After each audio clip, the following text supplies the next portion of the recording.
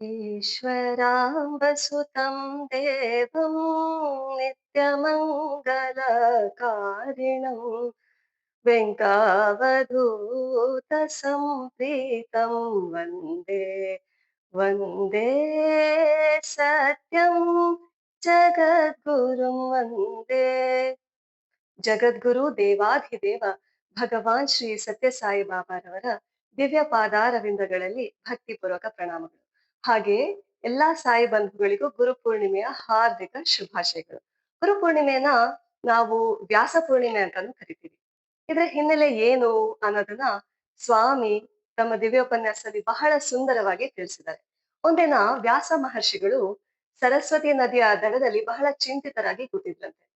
ಇಷ್ಟೆಲ್ಲಾ ವೇದಗಳ ಅಧ್ಯಯನ ಮಾಡಿ ಅರ್ಥ ಮಾಡ್ಕೊಂಡಿದ್ರೂನು ನನ್ನ ಬರಹ, ನನ್ನ ಬೋಧನೆ ಇದ್ಯಾವುದೂ ಜನರಿಗೆ ಶಾಂತಿ, ಸಂತೋಷಗಳನ್ನ ಕೊಡ್ತಾನೆ ಇಲ್ವಲ್ಲ. ನನ್ನ ಆಯಸ್ಸು ಇನ್ನೇನು ಕಳೀತಾ ಇದೆ, ಮಂಜದ ಹಾಗೆ ಕರಗೋಗ್ತಾ ಇದೆ. ನಾನೇನು ಸಾಧನೆನೇ ಮಾಡ್ದಾಗ್ಲಿಲ್ವಲ್ಲ ಅಂತ ಅನ್ಕೊಂಡು ಬಹಳ ಬೇಸರದಲ್ಲಿದ್ರಂತೆ. ಆ ಸಮಯಕ್ಕೆ ಸರಿಯಾಗಿ ಅಲ್ಲಿಗೆ ನಾರದ ಮಹರ್ಷಿಗಳು ಬಂದ್ರಂತೆ. ನಾರದ ಮಹರ್ಷಿಗಳು ವ್ಯಾಸರಿಗೆ ಕೇಳಿದ್ರಂತೆ, ಏನಾಯ್ತು, ಯಾಕೆ ಇಷ್ಟು ಚಿಂತಿತರಾಗಿದ್ಯಾ ಅಂತ.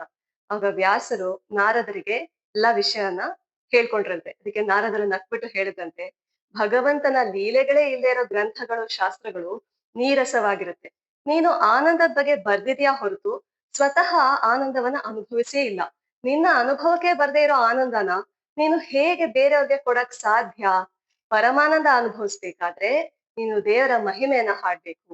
ಹಾಗೆ ಹಾಡೋ ಕಲೆಯನ್ನ, ಗಾಯನ ಸಾಮರ್ಥ್ಯವನ್ನ ನಾನು ನಿನಗೆ ವರವಾಗಿ ಕರುಣಿಸ್ತೀನಿ ಅಂತ ಆಶೀರ್ವಾದ ಮಾಡ್ತಾರೆ.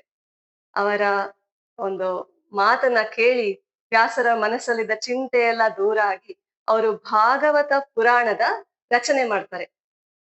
ನಾರದರು ವ್ಯಾಸರ ಮನಸ್ಸಲ್ಲಿದ್ದ ಸಂಶಯಗಳ ನಿವಾರಣೆ ಮಾಡಿದ್ರಿಂದ ವ್ಯಾಸರು ಅವರನ್ನ ಗುರು ಅಂತ ಸ್ವೀಕರಿಸ್ತಾರೆ. ಗುರು ಶಬ್ದದ ಅರ್ಥ ಏನು? ಗುಕಾರೋ ಅಂಧಕಾರಶ್ಚ ಋಕಾರೋ ತನ್ನಿವಾರಣ. ಮನಸ್ಸಿನ ಅಜ್ಞಾನದ ಕತ್ತಲೆನ ದೂರ ಮಾಡಿ ಜ್ಞಾನದ ಬೆಳಕನ್ನ ಕೊಡೋನೆ ಗುರು ಅಂತ. ವೇದಗಳಲ್ಲಿ ಮನಸ್ಸನ್ನ ಚಂದ್ರನ್ಗೆ ಹೋಲಿಸ್ತಾರೆ. ಚಂದ್ರ ಮಾ ಮನಸೋ ಜಾತಃ ಅಂತ ಪುರುಷ ಸೂಕ್ತದಲ್ಲಿ ಬರುತ್ತೆ. ಇದ್ರ ಅರ್ಥ ಏನಂದ್ರೆ ವಿರಾಟ್ ಪುರುಷನ ಮನಸ್ಸಿಂದ ಚಂದ್ರ ಜನಿಸಿದ ಅಂತ. ಹಾಗಾಗಿ ನಮ್ಮ ಮನಸ್ಸಿನ ಅಧಿದೇವತೆನೇ ಚಂದ್ರ ಅಂತ ಸ್ವಾಮಿ ಹೇಳ್ತಾರೆ. ಗುರುವಿನ ಅನುಗ್ರಹದಿಂದ ಮನಸ್ಸಲ್ಲಿರೋ ಅಂಧಕಾರ ಎಲ್ಲ ದೂರ ಆಗಿ ಹುಣ್ಣಿಮೆಯ ಚಂದ್ರನ್ ಹಾಗೆ ಪ್ರಕಾಶಮಾನವಾಗಿ, ಶೀತಲವಾಗಿ, ಶಾಂತಿಯ ಕಾಂತಿಯನ್ನ ಬೀರೋದೇ ಗುರು ಪೂರ್ಣಿಮೆ ಶಬ್ದದ ಅರ್ಥ. ಆದ್ರಿಂದ ನಾರದರು ವ್ಯಾಸರಿಗೆ ಬೋಧನೆ ಮಾಡಿದ ಈ ದಿನವನ್ನ ನಾವು ಗುರು ಪೂರ್ಣಿಮೆ ಅಂತ ಆಚರಿಸ್ತೀವಿ ಅಂದ್ಬಿಟ್ಟು ಸ್ವಾಮಿ ದಿವ್ಯೋಪನ್ಯಾಸದಲ್ಲಿ ಹೇಳ್ತಾರೆ. 1940 ಅಕ್ಟೋಬರ್ 20ರಂದು ಸ್ವಾಮಿ ತಮ್ಮ ದಿವ್ಯಾವತಾರವನ್ನ ಘೋಷಣೆ ಮಾಡಿದ ಸಂದರ್ಭದಲ್ಲಿ ಹೇಳಿದಂತೆ, ಈ ಕಲಿಯುಗದಲ್ಲಿ ಅನೇಕ ಗುರುಗಳು, ಮಹಾತ್ಮರು ಎಲ್ಲ ಬಂದ್ ಹೋದ್ರು. ಅವರೆಲ್ಲ ಪೇದೆಗಳಿದ್ದ ಹಾಗೆ, ಅಂದ್ರೆ ಕಾನ್ಸ್ಟೇಬಲ್ಸ್ ತರ. ಅವ್ರಿಗೆಲ್ಲ ಹೆಡ್ ಆಗಿ ಜನರಲ್ಲೇ ಬರ್ಬೇಕಾಯ್ತು ಅಂತ ತಮ್ಮನ್ನ ತಾವೇ ತೋರಿಸಿ ಸ್ವಾಮಿ ಹೇಳಿದ್ರಂತೆ.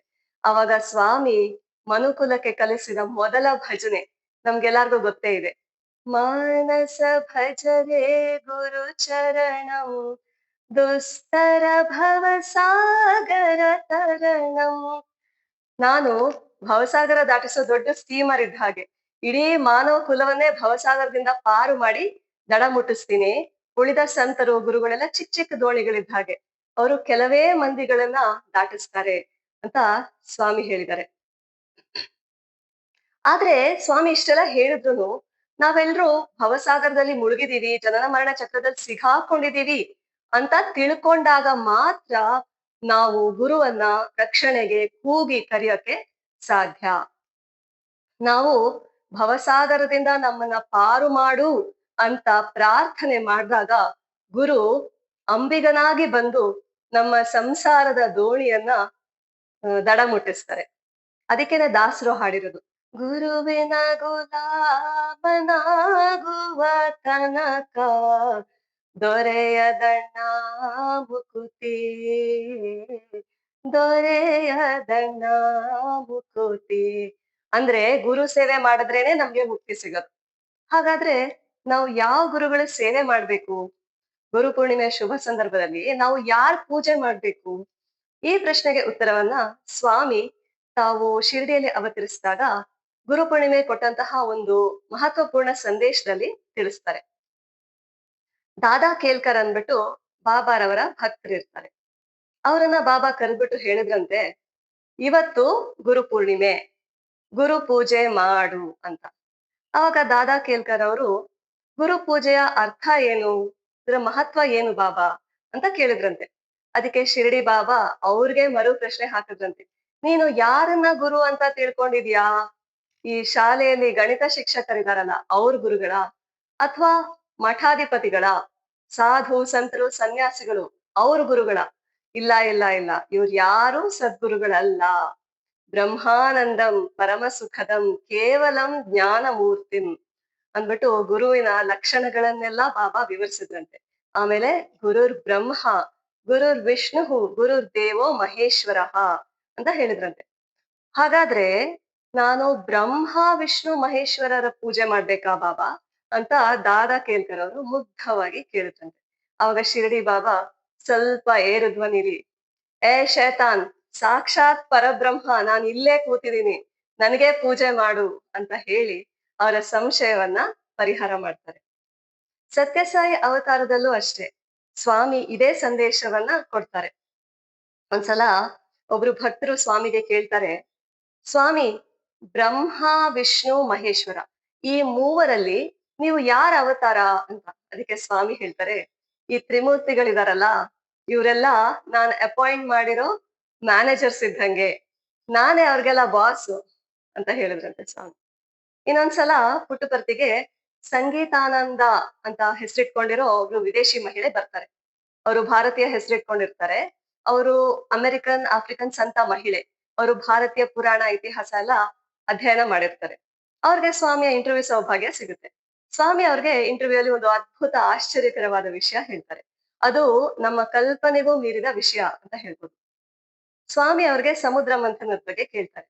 ಸಮುದ್ರ ಮಂಥನ ಆಯ್ತಲ್ಲ, ಅವಾಗ ಈಶ್ವರನಿಗೆ ವಿಷವನ್ನ ಕಂಠದಲ್ಲಿ ಧಾರಣೆ ಮಾಡುವಂತ ಆದೇಶ ಕೊಟ್ಟಿದ್ ಯಾರು ಗೊತ್ತಾ ಅಂತ ಕೇಳಿದ್ರಂತೆ. ಏನು, ಈಶ್ವರನಿಗೆ ಯಾರಾದ್ರೂ ಆದೇಶ ಕೊಡಕ್ಕಾಗುತ್ತಾ ಅಂತ ಅವರು ಮನಸ್ಸಲ್ಲೇ ಅನ್ಕೊಂಡ್ರಂತೆ. ಅದು ನಾನೇ ಆದೇಶ ಕೊಟ್ಟಿದ್ದು ಅಂತ ಸ್ವಾಮಿ ಹೇಳಿದ್ರಂತೆ. ಆಮೇಲೆ ಆ ವಿಷದ್ ಬಾಧೆನ ಸಹಿಸ್ಕೊಳಕ್ಕಾಗ್ದೆ ಈಶ್ವರ ಅದನ್ನ ಹೊರಗ್ ಹಾಕಕ್ಕೆ ಒದ್ದಾಡ್ತಾ ಇದ್ದಾಗ ಅದನ್ನ ಬ್ರಹ್ಮಾಂಡದ ಹೊರವಲಯದಲ್ಲಿ ಹೋಗಿ ವಿಸರ್ಜಿಸಿ ಬಾ, ಅದನ್ನ ಹೊರ ಹಾಕ್ಬಿಟ್ ಬಾ ಅಂತ ಆದೇಶನೂ ನಾನೇ ಕೊಟ್ಟಿದ್ದು ಅಂತ ಸ್ವಾಮಿ ಹೇಳಿದ್ರಂತೆ.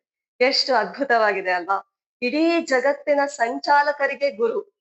ಹಾಗೆ ಯಾರ ಆದೇಶದಿಂದ ಸೂರ್ಯೋದಯ ಸೂರ್ಯಾಸ್ತ ಆಗ್ತಾ ಇದೆಯೋ, ಗ್ರಹ ಗತಿಗಳಾಗ್ತಾ ಇದೆಯೋ, ಯಾರ ಭಯದಿಂದ ಇಂದ್ರಾಗ್ನಿ ವರುಣಾದಿ ದೇವತೆಗಳೆಲ್ಲ ಕಾಲ ಕಾಲಕ್ಕೆ ಮಳೆ ಬೆಳೆ ಕೊಡ್ತಾ ಇದ್ದಾರೋ, ಋತುಮಾನ ಕಾಲಚಕ್ರಗಳನ್ನ ನಡೆಸ್ತಾ ಇದ್ದಾರೋ, ಅಂಥ ವಿಶ್ವಗುರು ನಮ್ಮ ಗುರುವಾಗಿ ನಮಗೆ ನಮ್ಮ ಜೀವನಕ್ಕೆ ಮಾರ್ಗದರ್ಶನ ಮಾಡ್ತಾ ಇರೋದು ನಮ್ಮೆಲ್ಲರ ಅದೃಷ್ಟ ಅಲ್ವಾ? ಈಗ ಒಂದ್ ಕಡೆ ಕಲಿಯುಗ ಅವತಾರಿಯ ಅರಿವೇ ಇಲ್ಲದೆ ಆ ಗುರುಗಳು ಈ ಗುರುಗಳು ಆ ಸ್ವಾಮೀಜಿ ಈ ಸ್ವಾಮೀಜಿ ಅಂತ ಊರು ಕೇರಿ ಅಲಿತಾ ಇರೋ ಜನರು ಇದ್ರೆ, ಇನ್ನೊಂದ್ ಕಡೆ ಪಾಶ್ಚಿಮಾತ್ಯ ಜೀವನ ಶೈಲಿಯನ್ನ ಆಲಿಂಗಿಸಿಕೊಂಡು ದೇವರು ಅನ್ನೋ ಒಂದು ಕಲ್ಪನೆನೂ ಇಲ್ಲದೆ ನಾಸ್ತಿಕರಾಗ್ತಾ ಇರೋ ಜನರು ಇನ್ನೊಂದ್ ಕಡೆ ಬೆಳಿತಾ ಇರುವಂತಹ ಇವತ್ತಿನ ಪರಿಸ್ಥಿತಿಯಲ್ಲಿ ಸಾಕ್ಷಾತ್ ಪರಮಾತ್ಮನೇ ನಮ್ಮ ಕೈ ಹಿಡಿದು ನಮ್ಮನ್ನ ನಡೆಸ್ತಾ ಇರೋದು, ನಮ್ಗೆ ಅವರ ಭಜನೆ ಆರಾಧನೆ ಸೇವೆ ಮಾಡೋ ಸುವರ್ಣ ಅವಕಾಶವನ್ನ ಕೊಟ್ಟು ಜೀವನದ ಪರಮ ಗುರಿಯ ಕಡೆಗೆ ಕರ್ಕೊಂಡು ಹೋಗ್ತಾ ಇರುವಂತಹ ನಮ್ಮೆಲ್ಲರ ಸೌಭಾಗ್ಯ ಏನು ಅಂತ ಹೇಳ್ಬೇಕಲ್ವಾ? ಅಂತಹ ಸದ್ಗುರುವಿನ ಪಾದ ಪೂಜೆಯನ್ನ ನಾವ್ ಇವತ್ತು ಮಾಡೋಣ. ಅನಂತ ಸಂಸಾರ ಸಮುದ್ರ ತಾರಾ ನೌಕಾಯಿತಾಭ್ಯಾಂ ಗುರು ಭಕ್ತಿದಾಭ್ಯಾಂ ವೈರಾಗ್ಯ ಸಾಮ್ರಾಜ್ಯದ ಪೂಜನಾಭ್ಯಾಂ ನಮೋ ನಮಃ ಶ್ರೀ ಗುರು ಪಾದುಕಾಭ್ಯಾಂ ನಮೋ ನಮಃ ಶ್ರೀ ಗುರು ಪಾದುಕಾಭ್ಯಾಂ. ಗುರುವಿನ ಪಾದ ಪೂಜೆ ಅಥವಾ ಪಾದುಕಾ ಪೂಜೆ ಇದರ ಮಹತ್ವವನ್ನ ಸ್ವಾಮಿ ತಿಳಿಸಿದ್ದಾರೆ. ಗುರುವಿನ ಹೆಜ್ಜೆ ಗುರುತುಗಳನ್ನ ಅನುಸರಿಸೋದೇ ನಿಜವಾದ ಪಾದ ಪೂಜೆ. ಹಾಗಾಗಿ ನಾವೆಲ್ಲರೂ ಸ್ವಾಮಿಯ ಸಂದೇಶಗಳನ್ನ ನಿತ್ಯ ಜೀವನದಲ್ಲಿ ಅಳವಡಿಸ್ಕೊಂಡು ಸ್ವಾಮಿಯ ದಿವ್ಯಾನುಗ್ರಹಕ್ಕೆ ಪಾತ್ರರಾಗೋಣ ಅಂತ ಹೇಳ್ತಾ ಈ ಮಾತುಗಳನ್ನ ಸ್ವಾಮಿಯ ಚರಣಾರವಿಂದಗಳಲ್ಲಿ ಸಮರ್ಪಿಸ್ತಾ ಇದ್ದೀನಿ. ಈ ಅವಕಾಶವನ್ನ ಕೊಟ್ಟಂತಹ ಸ್ವಾಮಿಗೆ ಹಾಗೂ ಸಾಯಿ ಬಂಧುಗಳಿಗೆಲ್ಲ ಧನ್ಯವಾದಗಳು. ಜೈ ಸಾಯಿರಾಮ್.